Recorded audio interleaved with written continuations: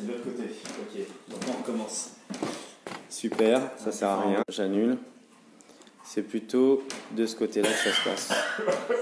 C'est bon? C'est bon. Là, on est en direct? Ouais. Cool. Hello tout le monde.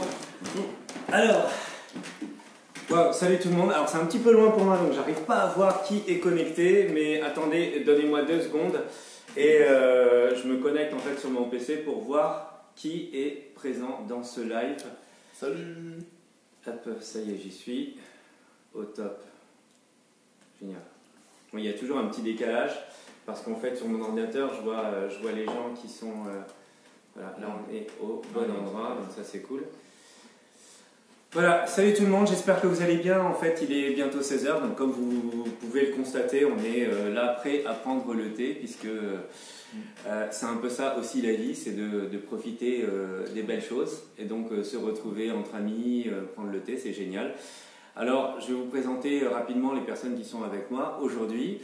Vous avez donc à ma droite Romain Massina, qui est le CEO, le fondateur de Odyssey, qui est une agence initiatique, il va vous en parler un petit peu plus tard. Et puis à ma gauche, l'incontournable Grégory Zogang, qui est le fondateur de Enerbody. Et on va vous expliquer en fait pourquoi on est là aujourd'hui et pourquoi on fait ce live. C'est pour vous parler d'un projet qui me tient énormément à cœur et à Romain aussi, qui est le projet Human Earth. Mais avant de commencer à vous parler de tout ça, on va vous laisser un petit peu le temps d'arriver tranquillement.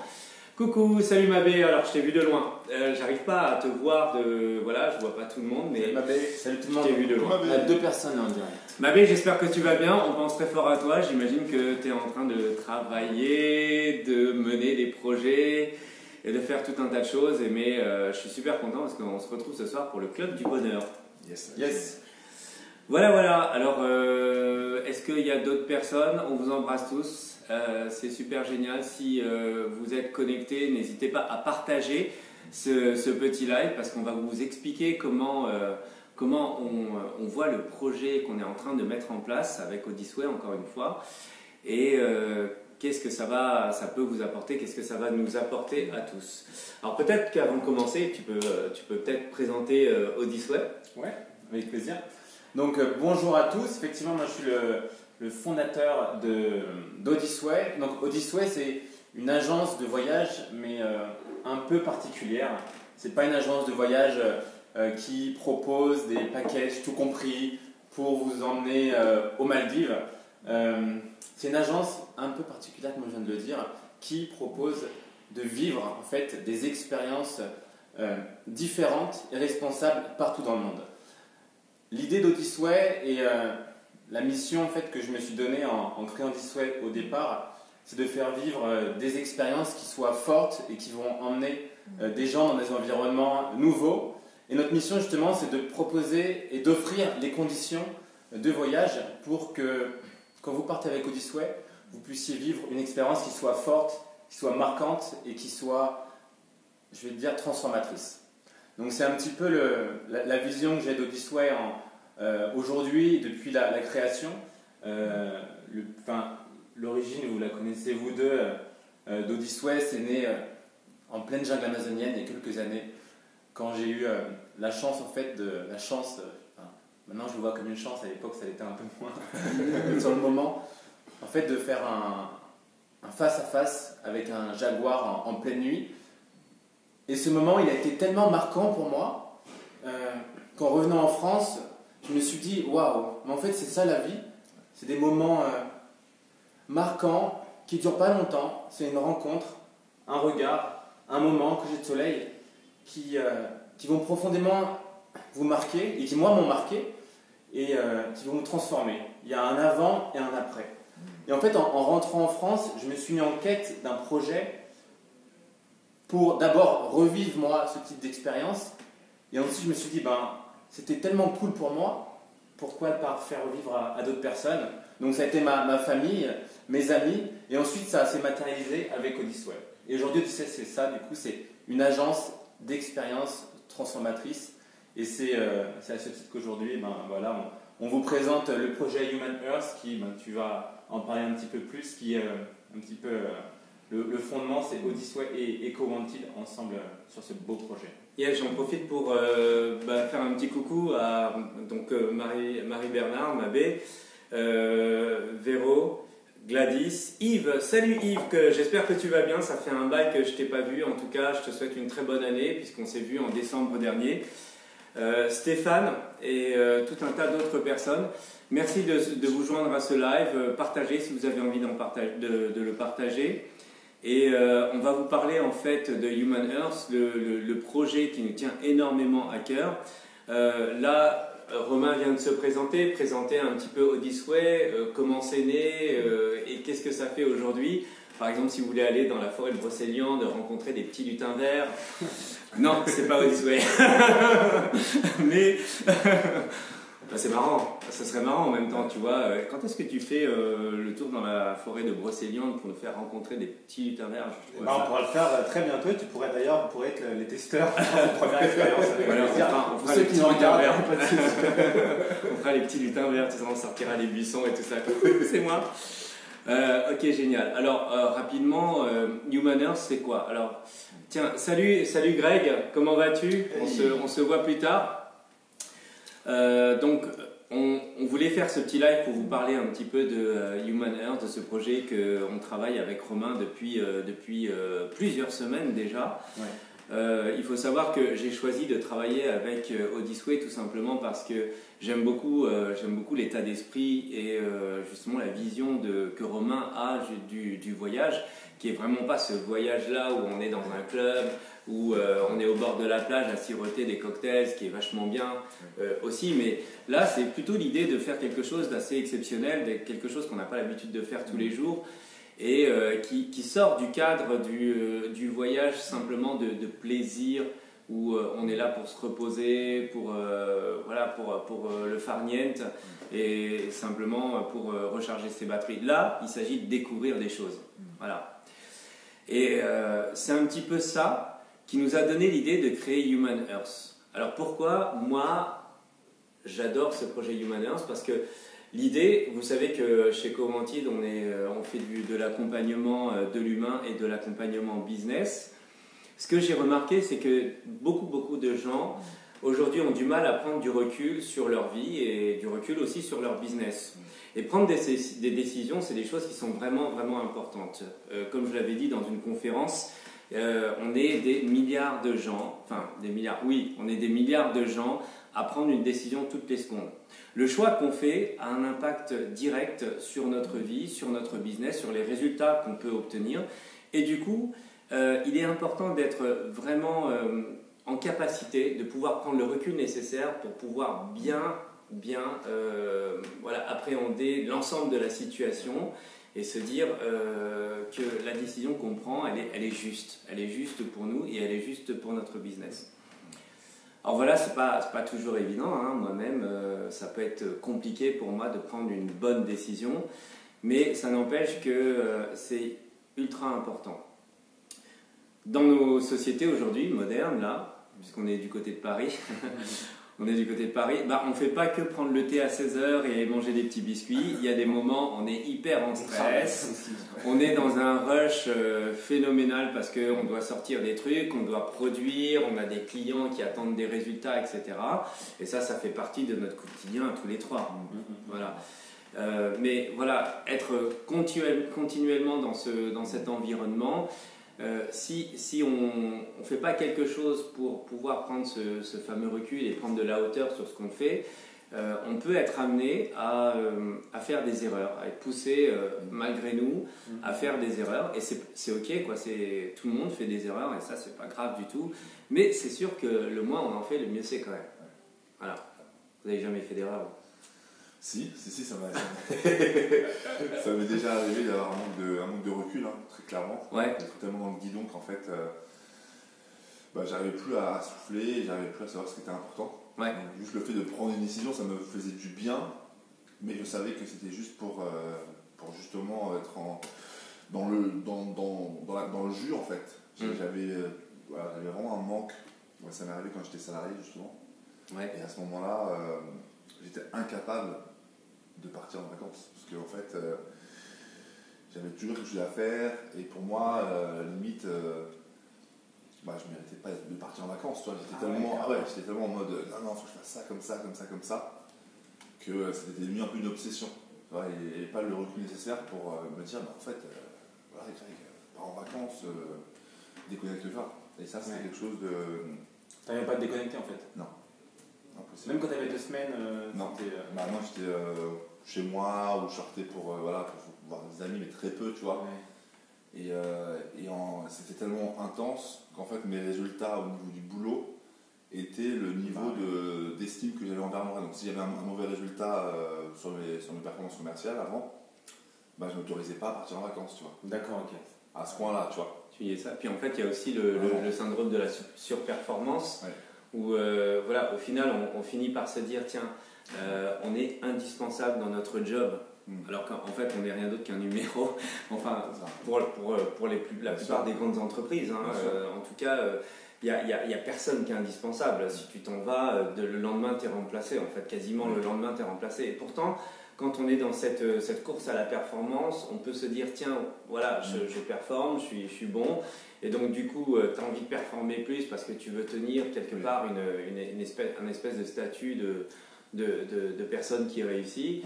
Et en fait, de plus en plus, tu es engrangé dans ce mécanisme et tu as du mal à t'en sortir. Et tu finis par te dire, ouais, mais je peux plus partir en vacances, c'est pas normal, tu vois. Et ouais, moi ça me parle en tout cas. Grégory qui nous fait, les erreurs servent à avancer, elles sont là pour qu'on s'en relève, qu'on avance et qu'on ajuste le tir. C'est exactement ça. D'accord avec toi, Dodo. C'est exactement ça, Grégory. On fait tous des erreurs et tant mieux. Et moi je dis, il faut toujours faire la distinction entre faire des erreurs et puis échouer. Parce que comme j'aime bien dire, en fait, je crois que ça doit être, je sais plus comment il s'appelle. Enfin bref, c'est un coach speaker américain qui dit It's not over until I win. Et c'est pas fini jusqu'à ce que je gagne. Donc en fait, il n'y a pas d'échec véritable, il y a des erreurs, effectivement. Et tant que tu n'as pas décidé de perdre, tu peux continuer à aller jusqu'au bout et gagner la partie en tout cas. Exactement. Et moi, ça me parle beaucoup et c'est peut-être pour ça qu'on est là tous les trois autour de la table, c'est qu'on a fait des erreurs, on s'est remis en question et on les a jamais considérés comme des échecs et ça me parlait énormément. Et donc, exactement, Greg. Bon, alors de quoi on parle en fait avec Human Earth? Déjà, Human Earth, c'est un concept, c'est une vision, c'est de vous emmener en dehors de votre cadre de vie. Les Brown, merci Greg. Merci Greg. J'ai une entrepreneur qui m'a fait faire une interview en anglais, donc du coup j'étais obligé d'avoir un accent anglais. Enfin, bref, Les Brown, merci Greg. Et du coup, qu'est-ce que j'étais en train de dire? Oui, la vision que l'on porte dans le projet Human Earth, c'est de vous sortir un petit peu de votre environnement actuel où vous êtes le nez plongé dans vos responsabilités, dans vos objectifs, dans des situations qui peuvent par moments paraître un petit peu étriquées parce que vous ne savez pas comment en sortir, etc., etc.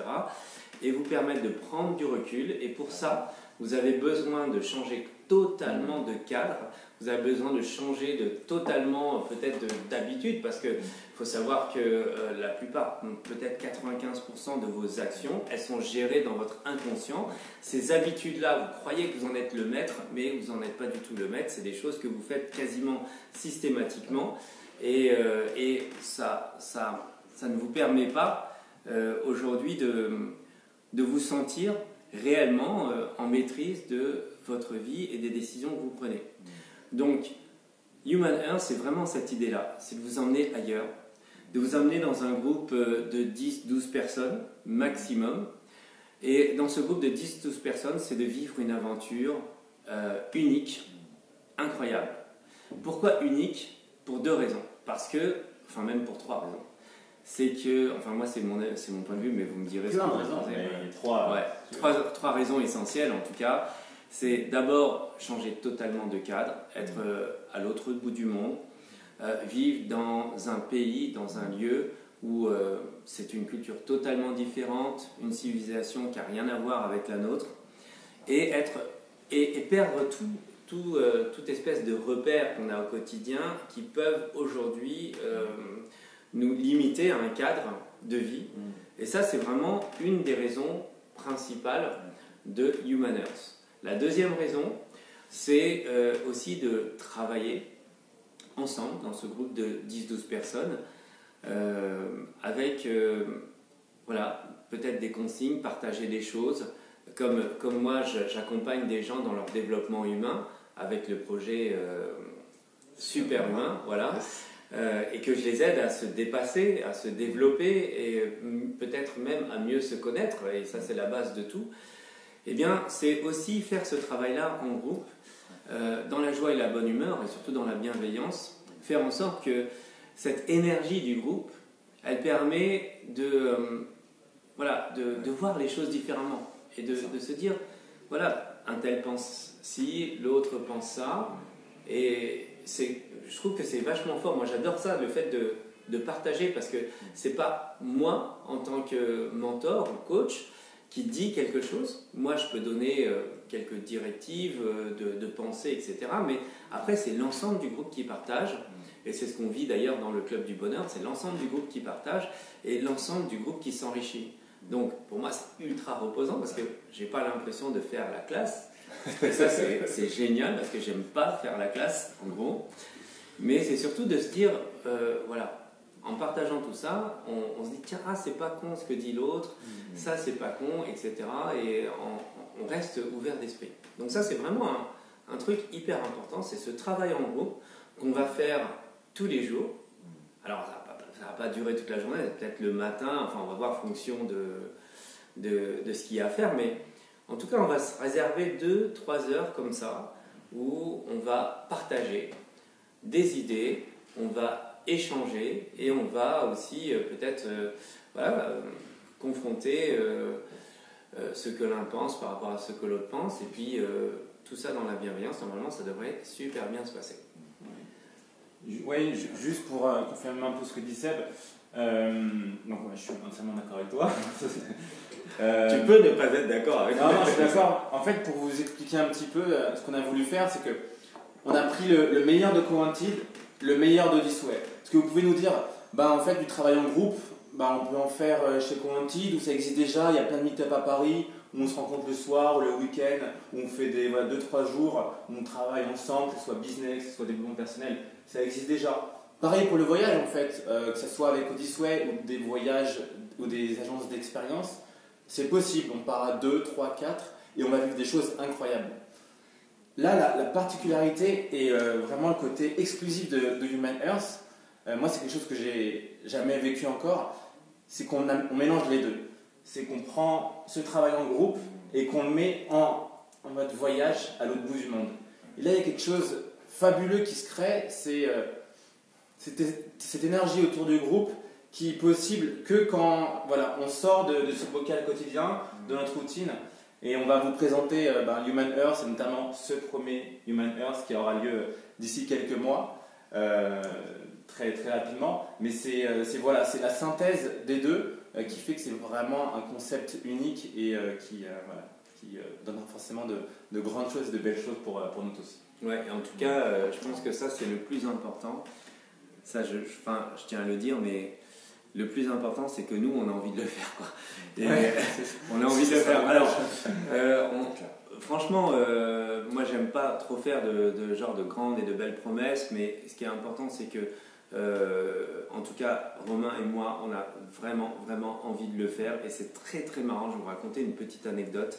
C'était très marrant parce qu'à la base, quand on en a parlé, je lui dis, Romain, en fait, on pourrait peut-être faire ça du côté de l'Afrique du Sud, peut-être en Namibie, parce que moi j'adore en fait les lions, enfin tous les fauves et tout ça, etc.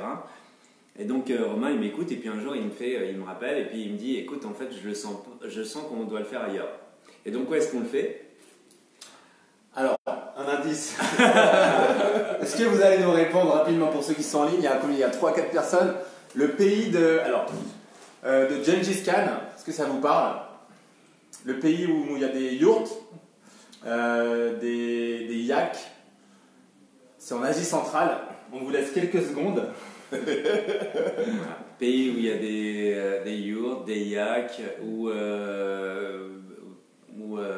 vécu Gengis Khan. Un pays où il y a des grandes étendues. Ouais, des voilà. steppes, les steppes. Des steppes, voilà. Alors là, franchement, je comprends pas, personne ne répond. Mongolie, mais Mongolie. Ah, je savais, c'est ça. Bravo.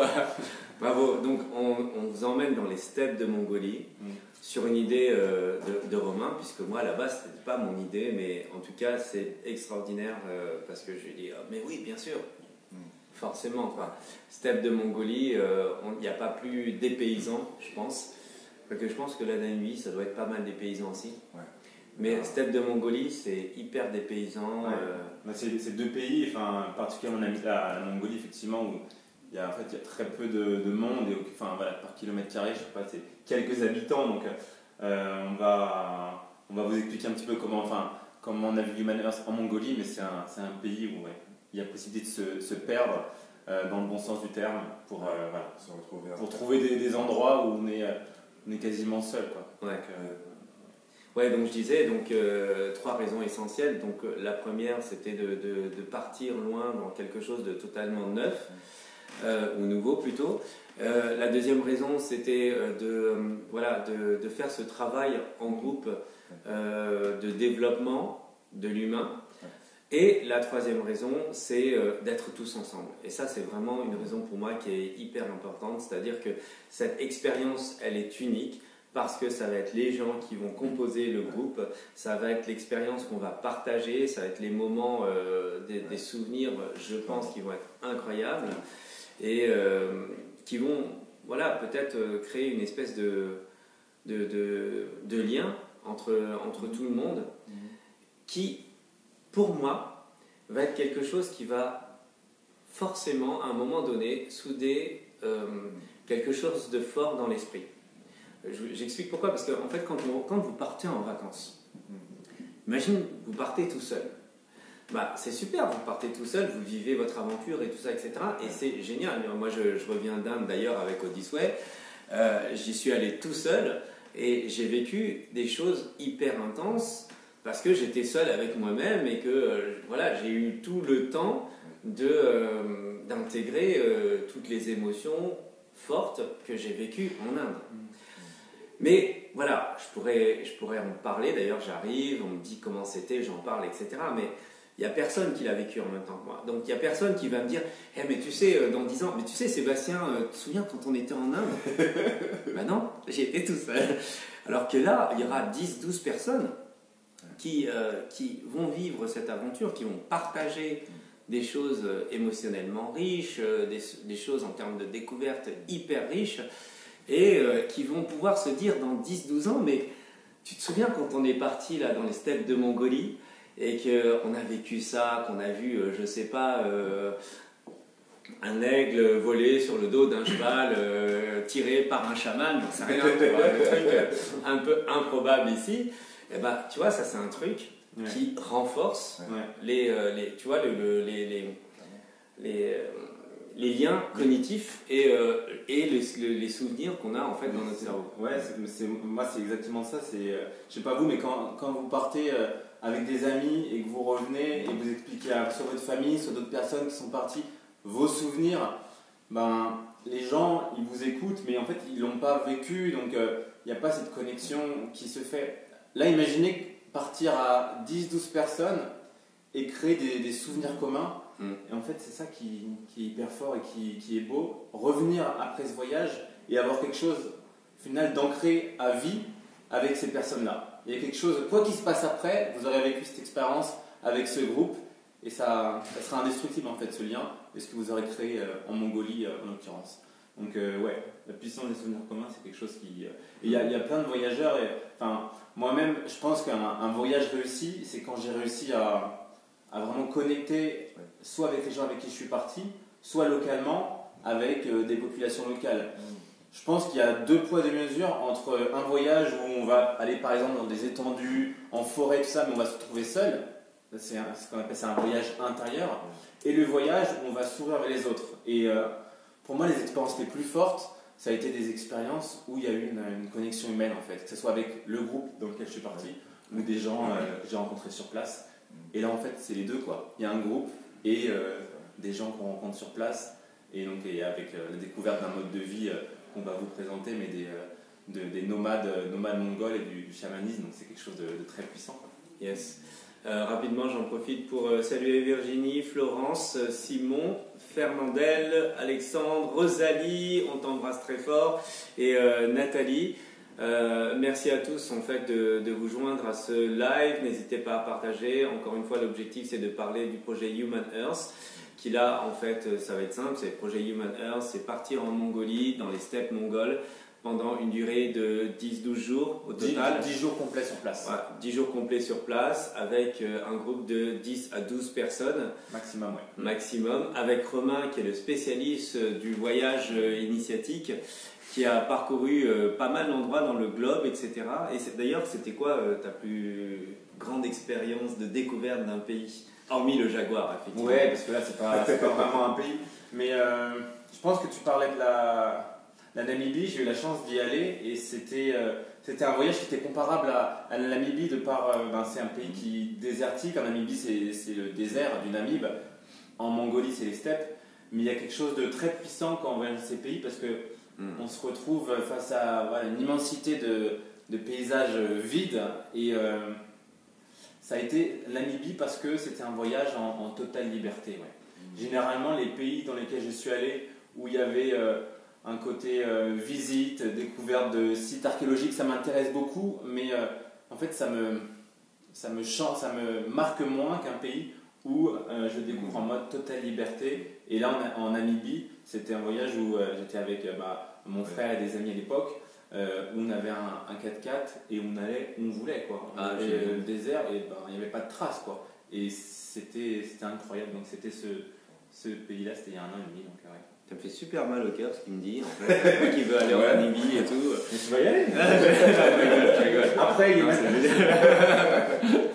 Mais ouais, c'est vraiment ça. Je vois très bien ce que tu es en train de dire. Et moi qui en particulier, en fait, j'adore voyager. Et ce que je regrette d'ailleurs, pour vous dire les choses très franchement, c'est que plus le temps avance, et plus j'ai l'impression que tu vois tous les pays du monde s'urbanisent, que voilà, il y a des traditions qui se perdent, voilà, même la Chine, hein, la première fois que je suis allé à Pékin, il y avait encore ces espèces de houtons qui sont ces espèces de maisons où il y a toute une famille qui vit autour d'une cour, etc. C'est un peu l'équivalent qu'on retrouve du côté du Maroc, qui sont les, comment on appelle ça déjà, ça va me revenir. Bref, c'est une espèce de maison autour d'une cour et ça vit autour de cette cour-là. Il y a peut-être plusieurs familles et tout. Et là, effectivement, quand vous retournez à Pékin, vous voyez que tout a été détruit et que c'est des bâtiments neufs. Et alors, ils commencent à recréer des hutongs, mais c'est des hutongs complètement contemporains. Et ça n'a pas le même cachet, en fait, de ce que j'ai connu à l'époque. Et donc, du coup, ouais, ce que je veux dire... Ah, Riyad, merci Grégory. Alors, Grégory, c'est notre encyclopédie universalis. Merci pour Leslie Brown et merci pour les Riyad. La Mongolie aussi. Pour la Mongolie. Bravo. Ah, je pense qu'il va falloir lui offrir quelque chose. On va t'offrir quelque chose, Grégory. Parce que 3 réponses, ça fait quand même pas mal. Ouais, voilà, c'est ça. Et ce que je voulais dire, c'est que ouais, je suis un peu, tu vois, pas triste parce que c'est quand même bien que le monde se modernise. Mais voilà, je trouve qu'en termes d'authenticité, de la découverte, etc., moi j'aime bien quand j'atterris dans des trucs totalement improbables où voilà, c'est pas, on n'a pas l'impression d'être à Paris, on est tellement loin, tu vois. Ça c'est hyper important. Tu vois, moi, le premier jour où je m'en suis aperçu, c'est quand je suis allé à Marrakech et qu'en plus tout le monde parlait français là-bas. Et j'avais l'impression d'être ailleurs, mais j'avais pas l'impression d'être parti assez loin.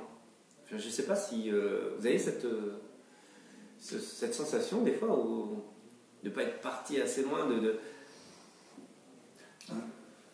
Moi, je suis pas persuadé que ça soit une question de distance, parce que je pense qu'on peut vivre ces expériences fortes. Je pense à la forêt de Brocéliande au départ et des petits lutins. Je pense que c'est plus lié à l'environnement, effectivement, comme tu as dit, s'il n'a pas été transformé par le tourisme. Ouais. Si, voilà, en France, on peut aller au Mont-Saint-Michel, ça sera super. mais on risque de se retrouver avec beaucoup de touristes. Ce ne sera pas l'expérience la plus marquante. On peut vivre d'autres choses, je ne sais pas, une traversée des Pyrénées avec un lama pendant 15 jours. Et là, c'est peut-être plus typique, ou faire le chemin de Stevenson avec un âne dans les Cévennes. Et ça, c'est quelque chose. Donc, je ne suis pas persuadé que ce soit. Parce que sinon, ça voudrait dire que si on va à l'autre bout du monde, je sais pas, au Vanuatu ou au Nouvelle-Zélande, ça serait le plus ultime. C'est possible, mais je pense que c'est plus lié aux endroits où tu peux retrouver des coutumes locales, quelque chose qui n'a pas changé à travers le temps, et quelque chose qui est aussi en comparaison à ce que tu vis au quotidien, qui est vraiment différent, quoi. Et je pense qu'à Marrakech c'est comme ça, mais il y a d'autres endroits au Maroc qui sont peut-être dans l'Atlas, dans l'arrière-pays. Je pense que c'est beaucoup plus typique en fait. C'est ça, oui, c'est exactement ça en fait. Enfin, c'est cette impression de ne pas partir loin, mais d'être pas parti assez loin. Mais ça n'est pas une question de distance. C'est une question de circonstances et d'environnement. Et effectivement, quand tu quittes un peu le centre de Marrakech, que tu vas dans l'Atlas, que tu vas voir les cascades, où tu vas voir, il y a des endroits où on voit des singes et où tu es en pleine nature, mais c'est juste génial. Parce que d'un seul coup, on fait un vrai voyage, quoi. Salut Shubham, j'espère que tu vas bien. On devait se voir, je sais plus quand, mais en tout cas, t'es le bienvenu. J'espère que je viendrai te voir sur scène d'ailleurs. Shubham qui est qu'est-ce que je dirais, un influenceur. Tu m'excuseras si je sais pas bien le dire, mais tu es un influenceur du monde de la tech. C'est un évangéliste et qui en plus, j'ai découvert dernièrement qu'il faisait de la scène et il faisait du one-man show, du stand-up. Bravo à toi encore une fois. Voilà, Grégory, toi tu es là parce que... j'adore, il y a Nicole. Nicole, on te fait des bisous. Franchement, merci pour tout. Génial, on est en train de parler du projet Human Earth, qui est le projet de départ dans les steppes mongoles pour 12 personnes pendant 10 jours sur place. Vraiment quelque chose qui nous tient énormément à cœur. Ouais. Qu'est-ce que tu pourrais dire, toi, en tout cas, justement, de cet aspect développement de l'humain, toi qui as fait le super humain, oui. Qu'est-ce qui te donne envie d'aller dans ce voyage dans les steppes mongoles et faire cette aventure avec nous? Bah, écoute, pour être très sincère, c'est vraiment une continuité en fait dans ma démarche à me reconnecter à mon énergie, à mon activité avec énergie. C'est vraiment le fait en fait de pouvoir me reconnecter à la nature. Ouais. J'ai remarqué justement qu'une fois connecté à la nature, j'arrivais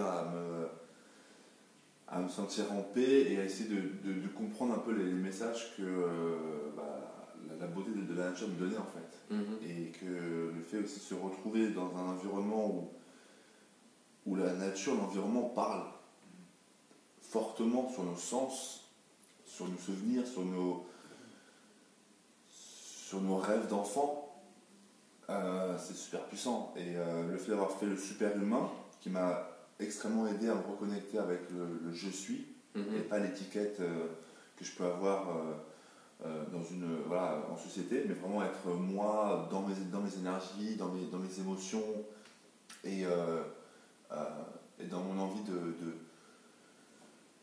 d'être simplement. Le fait de me reconnecter justement à la Mongolie, à une culture que je connais absolument pas, un pays que je connais absolument pas, honnêtement, je pense que c'est une continuité en fait dans mon développement personnel. C'est comme si j'avais touché à l'essence de qui j'étais vraiment, dans le côté juste reconnexion avec moi-même, avec mes sensations, et là ça sera mes sensations avec l'environnement atypique, des personnes qui sont très connectées à la nature. Avec des personnes que je connais depuis un moment, ça fait quand même 1 an et demi que je te connais quasiment. Ouais. Et avec toi, ça fait déjà quelques mois et on partage beaucoup de choses, notamment avec le Club du Bonheur. Et pour moi, c'est super important de pouvoir se connecter humainement sur des aventures, comme tu l'as dit, si bien transformatrices. Et donc j'ai hâte, parce que ce sera un peu mon premier voyage où je vais assembler le développement personnel, assembler mon business, assembler ce que je représente dans mon business, l'énergie, le fait de se sentir en harmonie avec ses émotions, et le fait de partager ça avec vous, ça va être juste super. Génial. Je fais une petite parenthèse, Nicole qui nous fait un petit coucou. Et justement, je vais en profiter pour dire une chose. Nicole, toi, il y a un truc que j'ai jamais oublié. La première fois que j'ai eu la chance incroyable de te rencontrer, on s'était donné rendez-vous dans une brasserie, un truc comme ça, pas loin de Pyramide et du Louvre. Et Nicole me dit, je te vois à dos de cheval, traversant des plaines. Et ça, je me suis dit, c'est incroyable, tu vois. Elle me dit, ça va vite, hein, tu pourras confirmer, Nicole. Mais, au galop. Et ça m'est resté. Et quand j'ai voulu faire le projet Human Earth et que je pensais à Nimi, quand Romain m'a dit, en fait,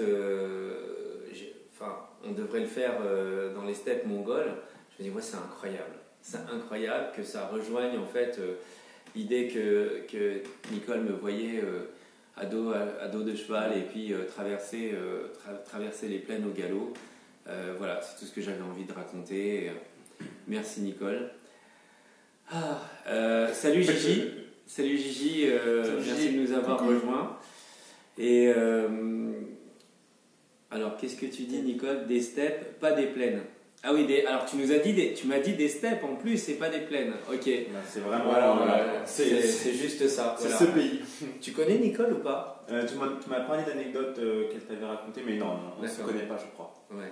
Non, mais parce qu'on a l'impression qu'ils se connaissent, tu vois. Ils se sont dit, tiens, tu vois, ouais, j'ai dit ça à Sébastien. Est-ce que tu peux l'appeler et lui dire, c'est bon, c'est bon. Non, c'est pas passé comme ça. On va raconter une belle histoire, mais non, c'est une plus belle histoire comme ça. Clairement. Et ouais.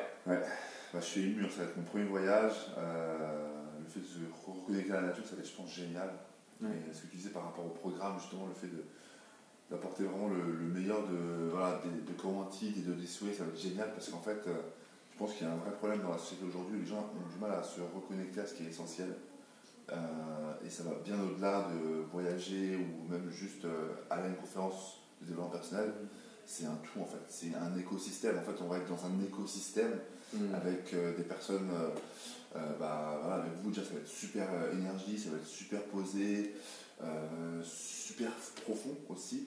Je pense, le travail qu'on va faire c'est sur le développement personnel. Et on va pouvoir le vivre dans le corps, je pense. Oui, c'est exactement ça. Et c'est Human Earth, c'est le voyage comme moyen de développement personnel. C'est vraiment comme ça qu'on l'a vu. Moi, j'assimile vraiment ce voyage à une épopée. Et à la base, Odyssey, c'est ça l'idée aussi, c'est du voyage initiatique. Et c'est pour ça qu'on a créé Human Earth. Et par exemple, l'épopée qu'a vécu Ulysse, il est parti, je crois, 17 ans, donc là, on ne part pas 17 ans, rassurez-vous, on part 12 jours, dont 10 jours sur place, mais une épopée qui l'a transformé. Et c'est vraiment ça, Human Earth, c'est l'idée de vivre quelque chose en groupe, loin de chez nous, donc là en l'occurrence en Mongolie pour cette première édition, et qui va d'une certaine façon nous changer, nous transformer positivement, parce qu'il ne s'agit pas de parler développement personnel ou l'expérimenter une demi-journée, un week-end, mais en fait tous les jours, grâce au voyage, grâce aux connexions avec la nature, le groupe et les populations locales. Et c'est ça qui, en fait, c'est multiplié, ça sera hyper fort. Et rien que vous en parler, moi j'ai des frissons parce que c'est quelque chose que j'ai jamais vécu et j'ai hâte d'y être en fait, donc ça sera hyper. On a tous hâte d'y être en fait, ouais. C'est ça qui est extraordinaire. Gigi nous dit 17 ans ça va être long, mais en fait en 10 jours on va vivre 17 ans, tu vois. Je pense que tellement ça va être riche et intense, c'est comme ça que je le vois en tout cas. Ouais, je suis totalement d'accord et j'ai envie de dire, voilà, je vous ai un petit peu parlé d'Odyssey et puis vraiment on en a parlé tout à l'heure, mais essentiellement l'idée pour moi c'était mettre en place tout le cadre dans lequel ça nous permet de vivre notre expérience. Tu vois, ça c'est vraiment l'aspect important parce que on peut se dire tiens hop on prend un sac à dos et on part à l'aventure etc. Mais c'est pas la même chose parce que ça veut dire qu'on va faire pas mal de choses, se dire où est-ce qu'on va dormir, qu'est-ce qu'on va faire demain, etc., etc. Et ça, c'est des aspects du voyage que moi, j'ai pas envie de gérer, parce que j'ai envie juste d'être là et de profiter un maximum du truc, tu vois. Et c'est pour ça qu'on le fait avec Odyssey, parce que quand je suis parti en Inde, justement, j'y suis parti pour 5 jours, donc c'était un séjour très très court, d'autant plus que je suis allé à Bodh Gaya, puis ensuite je me rendais à Varanasi. Et du coup, voilà, j'ai pas eu à me poser la question de comment je fais, où je suis demain, où je dors, où je mange, enfin tous ces trucs-là. J'avais juste à profiter intensément du moment présent, et ça c'était juste génial. Et c'est pour ça que je dis, voilà, faire ça, les steppes mongoles, avec Odyssey, ça va être juste extrêmement fort. D'ailleurs, je vous parle des steppes mongoles parce qu'on parle du projet Human Earth. Mais bon, si vous n'avez pas envie d'aller dans les steppes mongoles ou faire le projet Human Earth, allez quand même jeter un petit coup d'œil sur la page de Odyssey. Il y a plein de voyages et de choses intéressantes. Et encore une fois... En tout cas, c'est le retour que je peux... Et juste rajouter, c'est une parenthèse seulement, mais le fait de partir avec Human Earth et derrière Coventit et Odyssey, Odyssey est référencé, donc c'est une parenthèse, mais est référencé en tant qu'agent de voyage.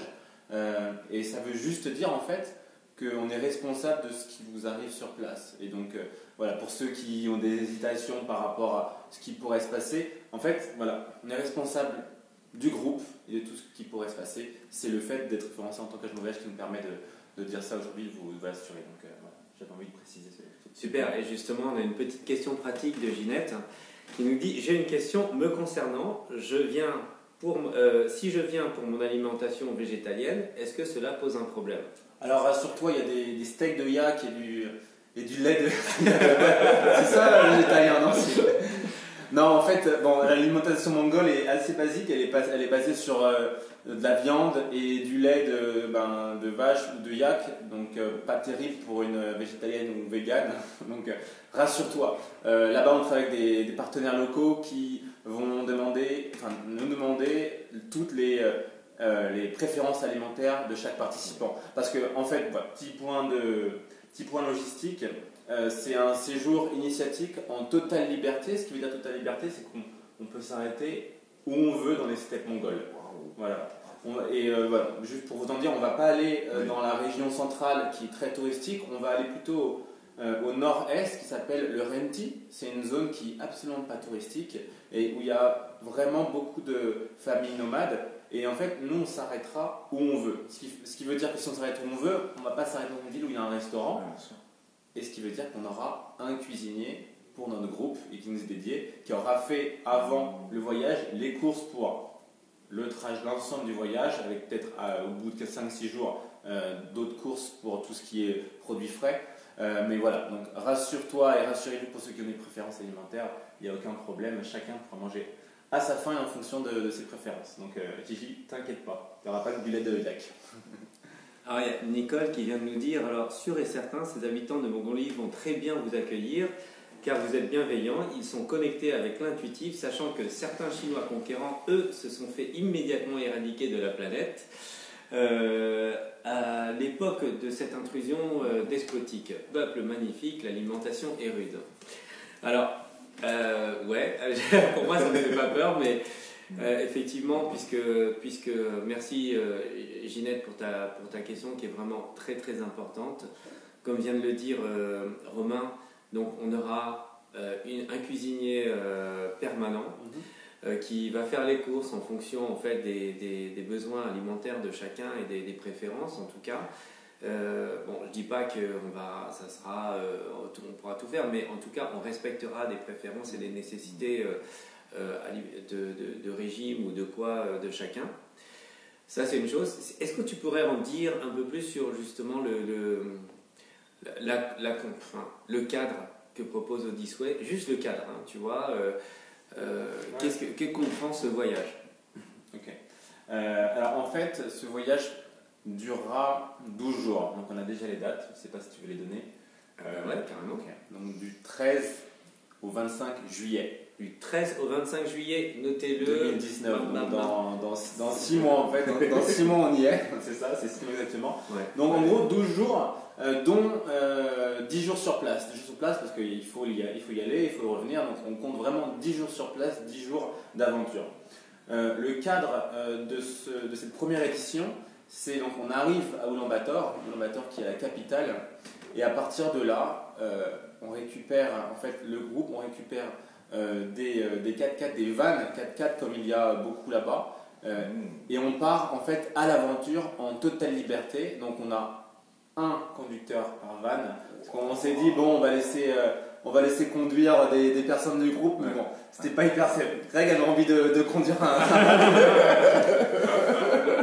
c'est pas la ville parisienne, mais il y a plus de place, mais c'est des voies, donc voilà, le 4 c'est 10 jours sur place en totale liberté, où on s'arrête au final où on veut. Donc il est prévu des étapes quand même pour rencontrer des familles de nomades, donc des éleveurs nomades qui font en fait des camps de yourtes, où ils sont généralement 3-4 yourtes, donc il y a une dizaine de personnes, et dans généralement ces camps il y a souvent une ou deux yourtes en plus où on peut se loger en fait, parfois il n'y en a pas, et du coup ça veut dire qu'il y a des tentes qui seront, rassurez-vous, confortables, mais en fait comme c'est des camps nomades qui ne sont pas là pour accueillir des touristes, c'est la vraie aventure et c'est vraiment le côté atypique.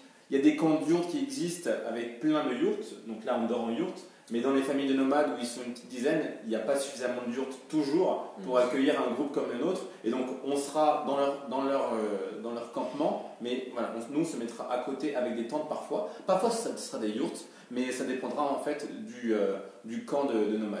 Donc voilà, 10 jours en immersion complète et en totale liberté avec des vannes, donc il y aura, on a dit, il y a jusqu'à 12 personnes max, donc très probablement 3 vannes avec un conducteur par van et un guide pour l'ensemble du groupe. Donc un guide francophone qui très vraisemblablement tournera en fonction des vannes pour que chacun puisse avoir... voilà, c'est quelqu'un qui vous expliquera la culture du pays, qui parle évidemment mongol et donc qui sera là pour traduire dans les camps de nomades qui, eux, ne parlent pas anglais, vous en doutez.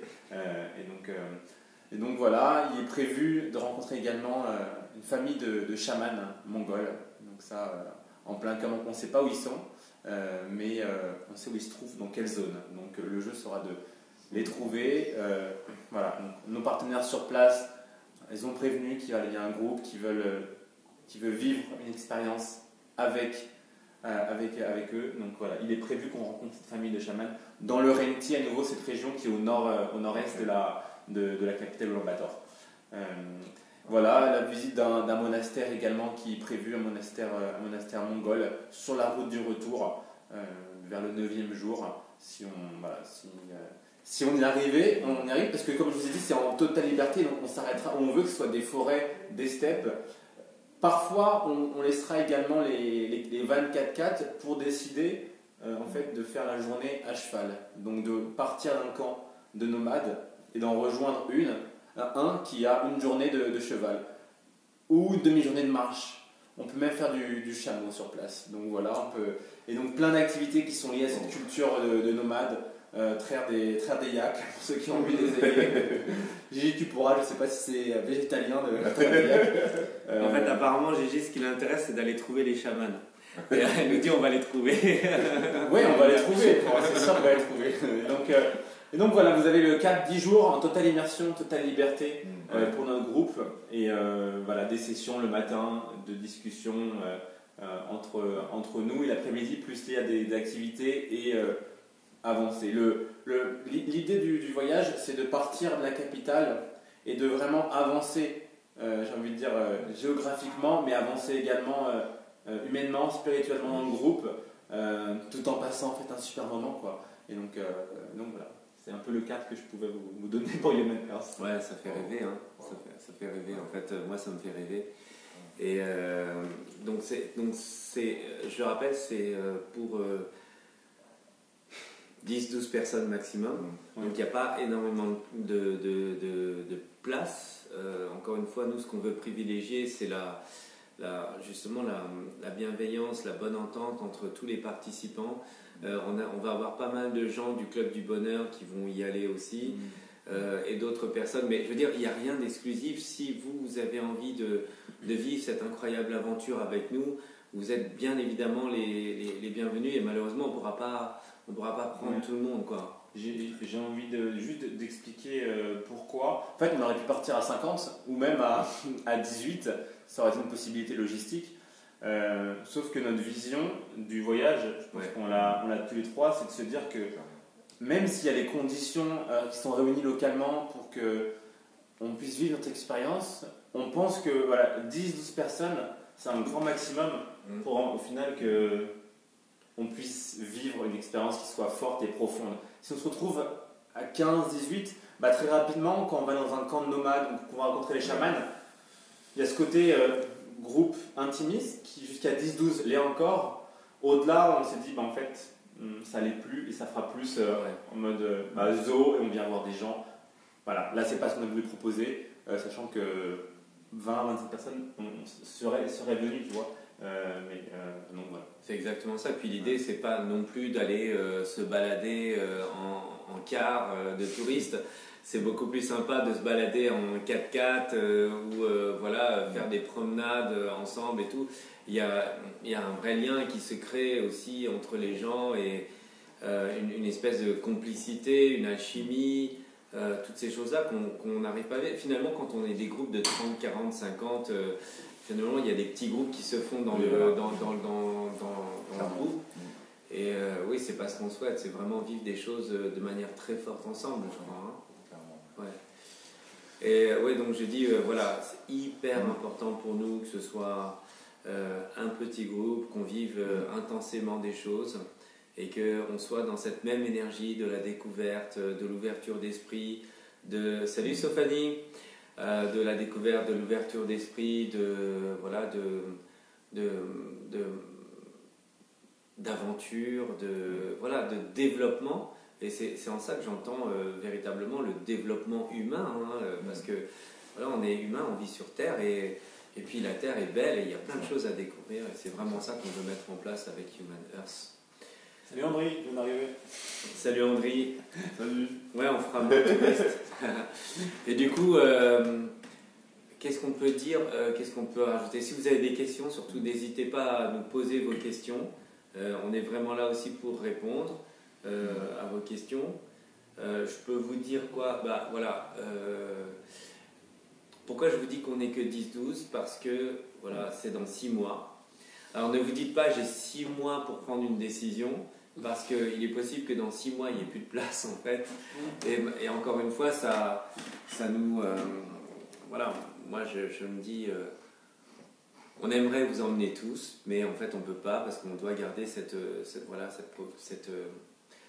intimité du groupe et ça c'est vraiment hyper important, quoi. Ouais. Et juste une précision sur pourquoi en juillet, pourquoi pas avant, pourquoi pas après. Donc en juillet, août, c'est des mois qui sont relativement touristiques en Mongolie, mais comme je vous expliquais, on ne va pas dans une région comme l'Arkhangaï par exemple, qui est très touristique au centre du pays. On va dans une région où, même si au mois de juillet c'est touristique, on ne croisera pas beaucoup, parce qu'il n'y a pas énormément de touristes. Et donc le côté positif du mois de juillet, c'est que si on y va avant, même jusqu'à mi-juin, le matin, il fait 4-5 degrés. Donc c'est pas idéal. Là, comme on a prévu des sessions de groupe ou du cheval, des activités de plein air, le mois de juillet s'y prête vraiment. C'est un mois très, très agréable. Et donc, c'est dans 6 mois. Par rapport à ce que dit Seb, on aimerait tous vous emmener, mais il y a également un tarif qui est lié en partie au billet d'avion. Et ça, je veux le préciser, c'est que ce tarif, plus on se rapproche de la date, plus le tarif aérien va augmenter. Et donc ceux qui savent déjà qu'ils sont disponibles et qui ont envie de vivre ce voyage, en fait n'hésitez pas, parce que la Mongolie est très demandée, surtout cette période, et donc le billet coûtera de plus en plus cher à mesure qu'on se rapproche de ce voyage. Donc voilà.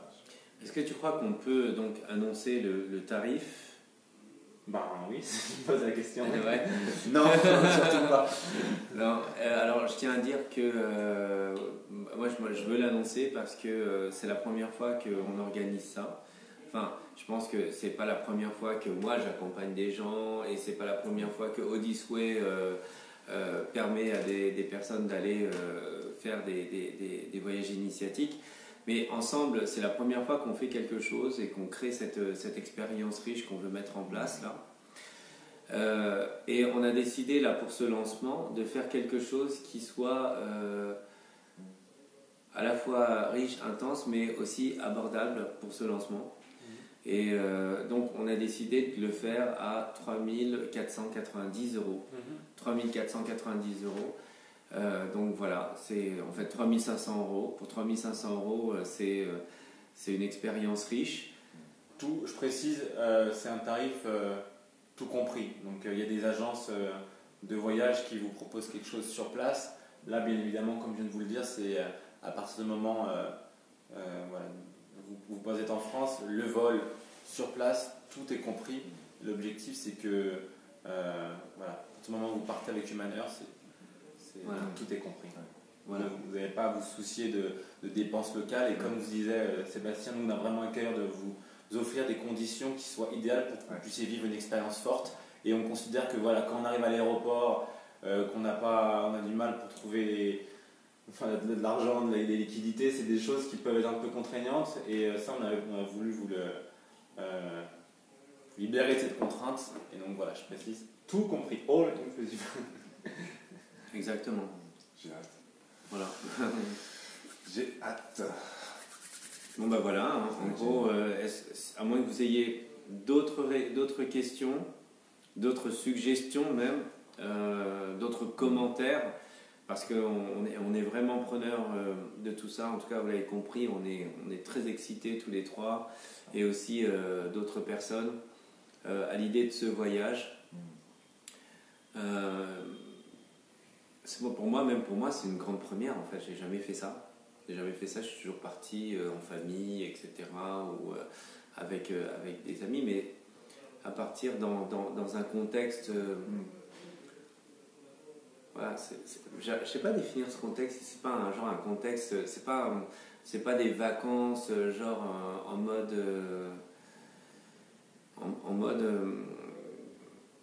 Voyage organisé. Moi, je ne le considère pas comme un voyage organisé, même si c'est un peu ça, tu vois. Mais En fait, le cadre est organisé, mais sur place. Voilà. J'ai envie de vous dire, il n'y a rien d'organisé. Ça ne veut pas dire qu'on n'a pas travaillé. C'est juste dire qu'on considère que c'est justement en laissant la place à l'imprévu, à la spontanéité, que vous allez vivre l'expérience la plus forte. Et moi non plus, j'ai pas vécu quelque chose que je sais pas toi. Non. Greg, c'est aussi. Non, j'ai pas vécu de voyage aussi loin des grandes métropoles. Parce qu'en général, c'était plutôt quand je suis parti pour aller bosser en Irlande ou aux États-Unis, etc. Mais c'est vraiment une grande capitale et très peu dans une connexion avec la nature.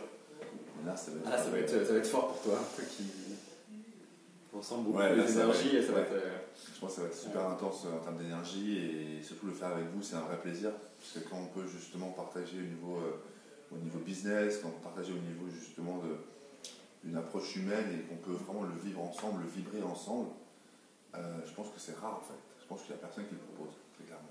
Le fait de vibrer dans une énergie de co-création, de partage de ce qu'on vit, de nos rêves en fait. D'exprimer notre enfant intérieur, d'exprimer nos émotions, à savoir qu'on est tous connectés et que même si on est déconnecté de notre quotidien, on reste connecté à nous-mêmes en fait.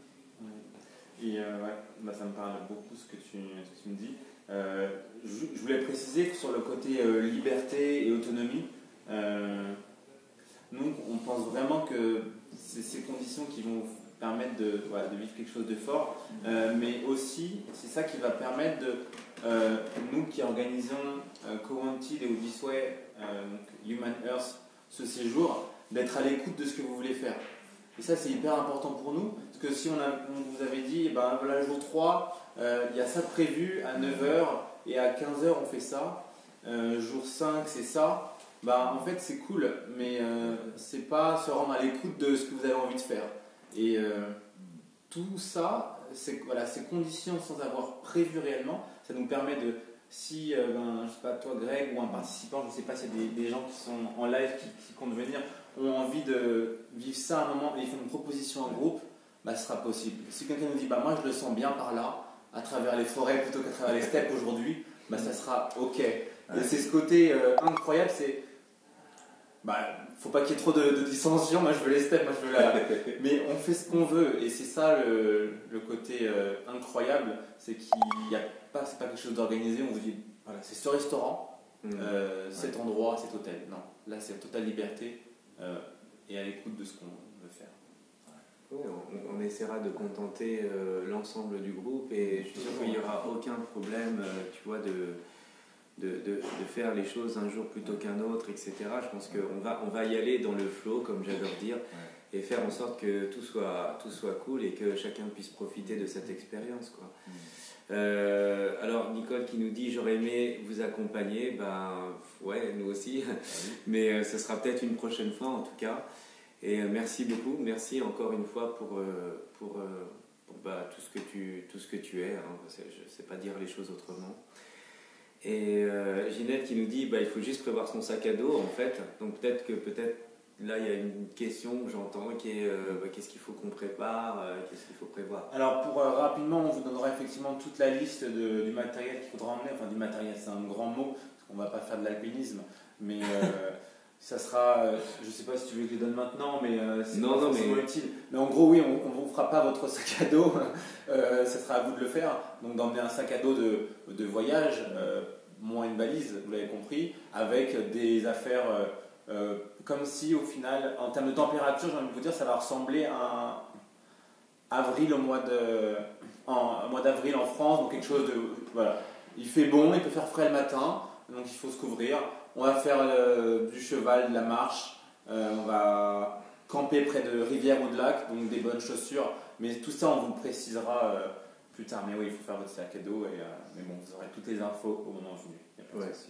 D'ailleurs, c'est un bon point que tu soulèves là, ici, parce que je pense que rapidement, on va faire, pour toutes les personnes qui sont inscrites et confirmées en fait pour ce voyage, il est prévu de faire une réunion d'information où on pourra justement répondre à vos questions et puis voir d'un point de vue pratique ce qu'il y a à faire, quoi. Donc ça, c'est prévu aussi. Il y aura aussi un peu de communication sur Human Earth en Mongolie. Et puis voilà. Oh, non, j'ai hâte, là, j'ai appris des infos que je n'avais pas avant. Je suis tout content. Non, ça va être super. Ça va être super de pouvoir partager ça avec le maximum de personnes. Et ça va être super de pouvoir se donner le temps à nous-mêmes, en fait, de pouvoir se connecter à une expérience qui va en dehors de la publicité ou même de ce qu'on peut voir dans le cocktail, comme dirait Grégory, cocktail vacances. C'est vraiment l'idée de se reconnecter à qui on est et avoir une liberté, comme tu disais si bien, dans nos vacances. Et pour moi, ça va être quelque chose, je pense, très ressourçant. Je vous remercie d'avance parce que j'ai hâte. Merci à toi de venir, ça va être incroyable. Petite question, comment on fait si on veut participer à ce voyage? Alors, pour participer à ce voyage, c'est très simple, vous pouvez nous contacter. On est en train de mettre en place, et c'est d'ailleurs quasiment finalisé, tout le processus d'inscription sur le site de Coventite. Ce sera peut-être relayé aussi sur le site de Odyssey. En tout cas, sur notre site, vous aurez d'ici la semaine prochaine toutes les informations et tous les moyens de vous inscrire. Il va falloir simplement réserver votre place.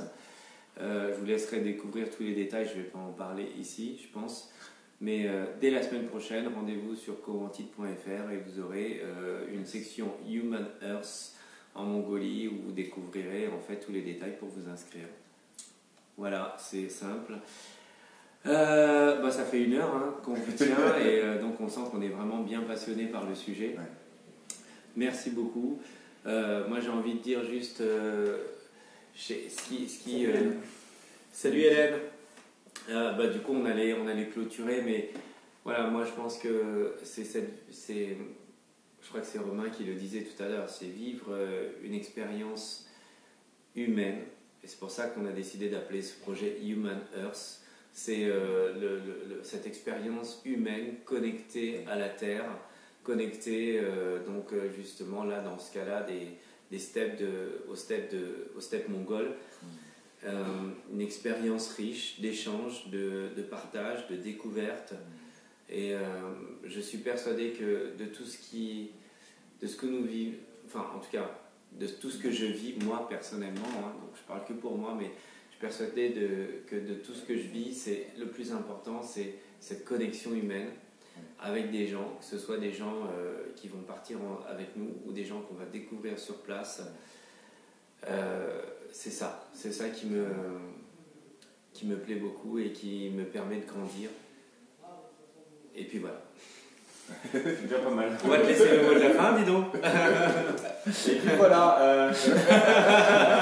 Non, mais on est super heureux de vous avoir présenté ce projet Human Earth. Vous avez compris, c'est une première édition. On dit première, il y a sûrement d'autres plus tard, mais bon, ce sera ça après. Première édition en Mongolie du 13 au 25 juillet de cette année. 10 jours sur place, 12 jours en tout, jusqu'à 12 personnes. Donc voilà, pour ceux qui voient la fin, on a parlé pendant 1 heure de un petit peu le concept et tous les côtés logistiques et tout ça. Donc vous pouvez revisionner cette vidéo. J'espère vous y voir et vous rencontrer peut-être là-bas, peut-être sûrement avant. On nous a parlé d'une réunion d'information. En tout cas, moi je vous dis à très bientôt. Yes, super. Bon, ben on y va alors. Hein. Ouais, on y va, let's go. On vous embrasse tous. Merci encore de nous avoir suivis jusqu'au bout. Encore une fois, toutes les infos sur coventit.fr d'ici la semaine prochaine. N'hésitez pas à vous inscrire le plus rapidement possible pour être certain d'avoir votre place. Ça, c'est vraiment important. Qu'est-ce qu'on peut vous dire? Donc, il y aura une réunion d'information, on fera pas mal de communication sur l'ensemble. Merci encore. Et puis, si vous pensez à des gens qui sont dans cet état d'esprit de vouloir se dépasser, de vouloir découvrir les choses, de vouloir s'ouvrir, etc., n'hésitez pas à leur transmettre peut-être ce live et l'information. C'est tellement important en fait que voilà, ce soit des personnes qui soient claires sur cette envie de partir à l'aventure avec nous. Merci beaucoup, on vous souhaite une très bonne fin d'après-midi et on vous dit à très bientôt. Salut. Bye bye.